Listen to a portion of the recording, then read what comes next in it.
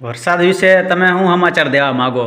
વરસાદ વિશે હવામાનની જણાવ્યા મુજબ મને એવું લાગે છે કે ખેલૈયાઓને નવરાત્રિમાં વરસાદ બહુ નડતરૂપ થાય એવું શક્યતા પૂરેપૂરી લાગે છે.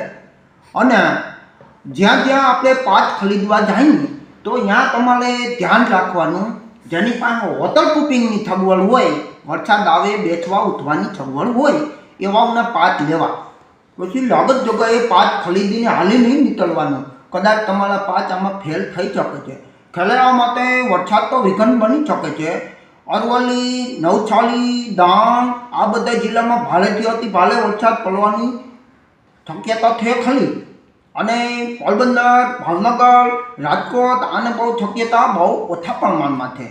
અને ખેલૈયાઓ માટે સરકારશ્રી દ્વારા સારી વ્યવસ્થા કરવામાં આવેલ છે.